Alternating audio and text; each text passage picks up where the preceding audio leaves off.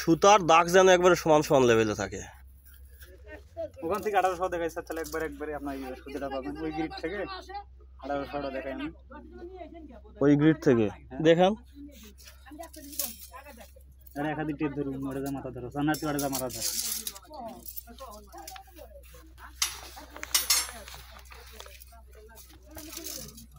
একবারে দাগ সেন্টারে ধরিস না।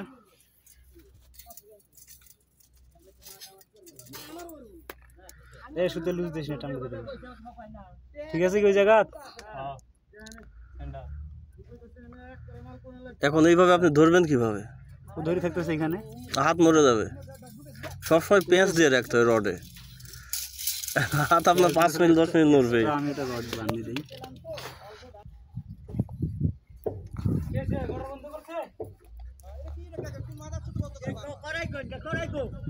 এটা 2000 বাই 2000 মিটার, 2000 বাই 2000 মিলিমিটার কলামের সাইজ। পাইল ক্যাপ হলো 4200 বাই 3700। এখানে একটা বড় কলাম আছে 2 মিটার বাই 2 মিটার, আর একটা আছে 1.5 মিটার বাই হাফ মিটার। সেই দুটার সেন্টারগুলো আমরা বের করতেছি। বড় কলাম যেটা 2 মিটার বাই 2 মিটার, এটার সেন্টার থেকে আমার ছোট কলামের সেন্টার যেটা 750 বাই 500, সেটার সেন্টার থাকবে 1 মিটার 800-তে। এই যে 1 মিটার 800 সুতা বেঁধে দেন। বলে দিছি দেবে। ঠিক একইভাবে এই পাশে আমরা এই গ্রিডটার 1800-তে টেনে নিব। যদি এগুলো আগে একবার রেডি করা ছিল, সব সুতা দেখা ছিল মাপ, তারপরে আমরা বারবার দেখে জিনিসটা অ্যাকুরেট করি আর কি।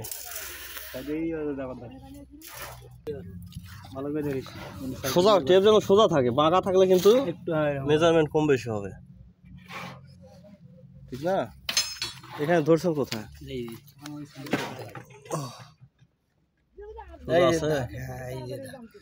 আচ্ছা ঠিক আছে, দেন প্যাঁচ দেন।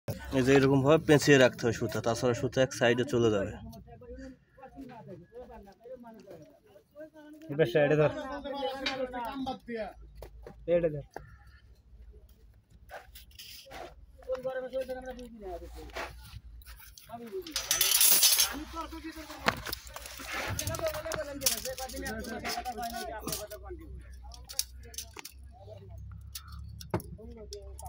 ওইদিকে কত আছে? 350 আছে। 350 থাকলে আমার মাঝখানে থাকবে 175, কিন্তু আছে আমার 76-77। ঠিক আছে, হবে। 2 মিলি কম বেশি আছে, বিষয় না, এটা হবে। আগে একবার তো দেখছি স্যার, আবার দেখে নিচ্ছি।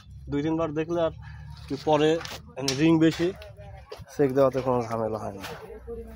স্যার এটা সেন্টারটা আমি দেখাতে পারতেছিলাম, এখানে যে সেন্টার টানিয়ে রাখছিলাম, এখান থেকে দেখলাম। আচ্ছা দেখান।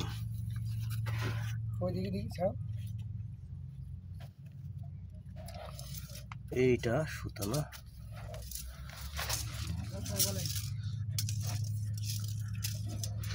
আরে মাঝখান দিয়ে ধরেন, মাঝখান দিয়ে তো আপনার ফাঁকা আছে। আপনার ভিডিও হ্যাঁ, টেপ সোজা করেন, একটু এদিকে আসবে। 750 না, 600 রিং আছে স্যার, একটু বেশি আছে, 2 মিলি বেশি আছে। আর একটু এদিকে নেন তো হাত। 2-1 মিলি একটু আছে, ঠিক আছে।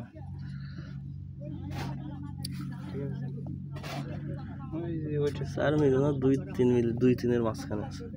ঠিক আছে, বের করেন। রিং কয়টা লাগছে এখানে? 1 2 3 4 5 6। এটা স্পেসিং এত বেশি কেন? এটা আমি যে ভিতরে দাঁড়াইছিলাম, তো দাঁড়াই রিং ঢুকাইছিলাম, যখন দাঁড়া অবস্থায় একটা বান দিয়ে রাখছিলাম, বানটা ওই অবস্থায় বান। দেখেন তো এটা কত আছে? 150-200 হবে তো এটা। 140 140 ভিতরে দাঁড়ায় ছাড়া তো বাইরে থেকে রিং ঢুকানো যায় না। আর পকেট রিং কয়টা আছে এক লাইনে? 1 2 3 4 5 6 না মাঝখানে একটা আছে 120। হ্যাঁ একটা 2 রডে আছে 120। এই ছোটটা 120 আর বাকিগুলো 180। ধরেন তো একটা।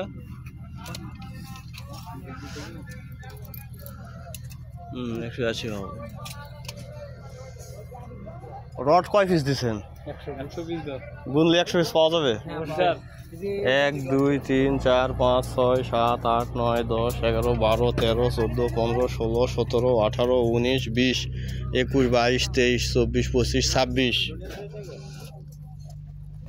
26 1 2 3 4 5 6 7 8 9 10 11 12 13 14 15 16 17 18 19 20 21 22 23 24 24 48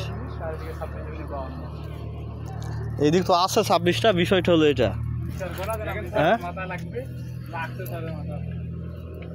লাগে 1 2 3 4 5 6 7 8 9 10 11 12 13 14 15 16 17 18 19 20 আর 20 21 2 3 4 5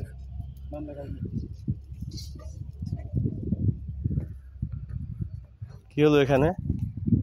1 2 3 4 5 6 7 8 9 10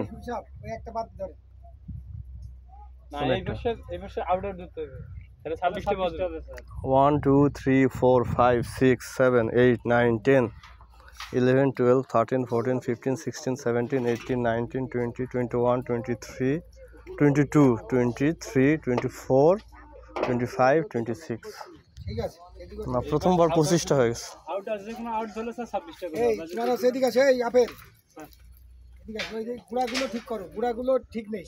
1 2 3 4 5 6 7 8 9 10 11 12 13 14 15 16 17 18 19 20 21 22 23 24 25 ঠিক আছে। 5 কেন 24 হবে না? আপনি মাথাটা সহ ধরছেন স্যার, আমার ধরছেন স্যার, আমার কর্নারটা সহ ধরছেন।